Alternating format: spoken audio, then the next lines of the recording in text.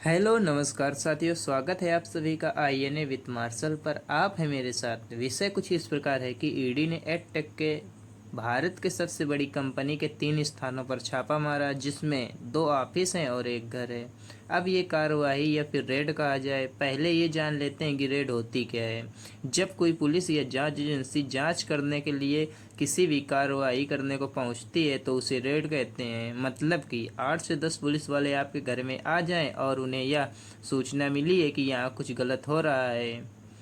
अब रेड क्यों डाली गई? तो ईडी ने बाइजू के, जिनके नाम पर यह कंपनी है, रविंद्रन बाइजू को, उनको कई बार कॉल की गई और उन्हें बुलाया गया, लेकिन वह नहीं गए। तब जाकर ईडी ने इनके घर पर और ऑफिस पर रेड की।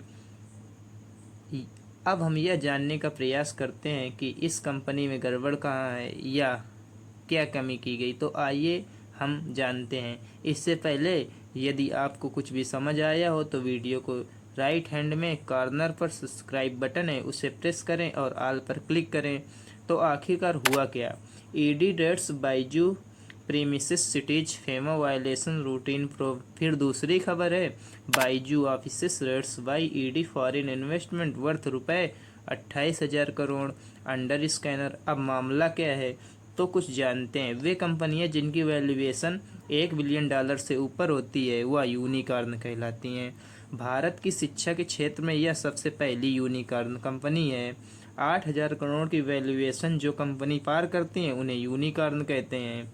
और इस तरह भारत में 100 से अधिक यूनिकॉर्न कंपनियां हैं। अब आप सोच सकते हैं कि इस कंपनी ने 28,000 करोड़ रुपए का लगभग फॉरेन इन्वेस्टमेंट प्राप्त किया है दुनिया भर की कंपनीज से। ये ईडी का आप ट्वीट देख सकते हैं जो थिंक एंड लर्न नाम की एक प्राइवेट कंपनी पर उसने रेड की है। अब इनको 28,000 रुपये का इन्वेस्टमेंट मिलता कैसे है? लोग इनको पैसा देते क्यों हैं? तो ये लोग इस हिसाब से पैसा इन्वेस्ट करते हैं कि यहाँ पर जितना पैसा मैं लगाऊंगा उसका जस्ट दुगुना हमें प्राप्त हो जाएगा, मतलब मार्केट रेट से अधिक रिटर्न होगा। बहुत सारी एडटेक कंपनीज को विदेशी इन्वेस्टमेंट मिलता है, जैसे अनअकैडमी, बायजूस, फिजिक्स वाला आदि।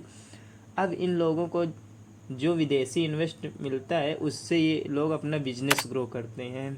अभी भी आपको नहीं समझ में आ रहा हो तो ऐसे समझिए, जैसे कुछ विदेशी कंपनियां हमारे यहाँ मेट्रो या सड़कों का निर्माण करती हैं और जब ये बन जाती हैं तो कुछ वर्षों तक इनसे जो भी पैसा निकलता है उसे अपने पास रखती हैं और जो भी लागत आती है उससे टोल टैक्स के जरिए या फिर मेट्रो से किराया वसूल करके निकालती है। और लागत निकालने के बाद और कुछ कमाई करने के बाद ये सड़कें और मेट्रो सरकार के अधीन कर देती हैं। तो इसी तरह ये लोग भी बड़े बड़े बिजनेस को कई वर्षों तक अधिग्रहण करते हैं और उससे वही विदेशी धन लगाकर धन कमाते हैं। आशा करता हूँ कि अब आप समझ गए होंगे। अब फिर से इस मामले पर थोड़ा प्रकाश डालते हैं। अब ये जो विदेशी पैसा आया तो भारत में एक बहुत बड़ी समस्या है। अब वह समस्या क्या है? तो समस्या यह है कि जितना पैसा आता है उसका 40 से 45% टैक्स सरकार को देना होता है। मतलब जैसे आपने ड्रीम 11 में 1 करोड़ जीते, उसमें 30 से 40% सरकार को टैक्स पे करना पड़ेगा, जिसमें 18% जीएसटी तो देना ही पड़ता है। तो आप सोच रहे होंगे कि 18% जीएसटी ही देते हैं क्या, कुछ टैक्स इधर उधर भी करते हैं क्या? तो जी हाँ, ये लोग सरकार से विभिन्न प्रकार से टैक्स बचाते हैं, जैसे कि इनके द्वारा खर्चा ज़्यादा दिखा दिया जाता है या फिर हानि दर्ज करा दी जाती है। ये ऐसे सरकार से टैक्स बचाते हैं। जब बाइजू के यहाँ ईडी ने रेड की तब बाइजू से उन्हें अपनी बैलेंस शीट दिखाने को बोला, लेकिन बाइजू ने पिछले वित्तीय वर्ष 2021-22 में अपनी बैलेंस शीट जारी ही नहीं की। अब ईडी के द्वारा इन पर आरोप क्या क्या लगाए गए?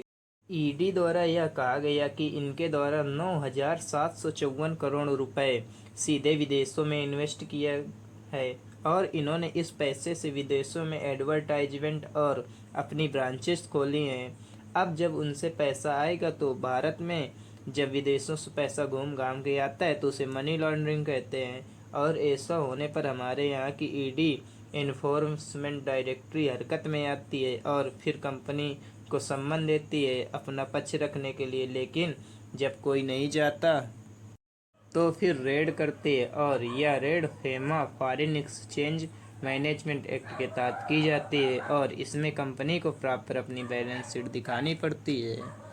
तो आपको यह वीडियो कैसा लगा हमें कमेंट बॉक्स में ज़रूर बताएं, और यदि आप चैनल पर नए हैं तो हमारे चैनल INA विद मार्शल को सब्सक्राइब करें, और इसी तरह डेली न्यूज की एनालिसिस मिलती रहेगी। धन्यवाद।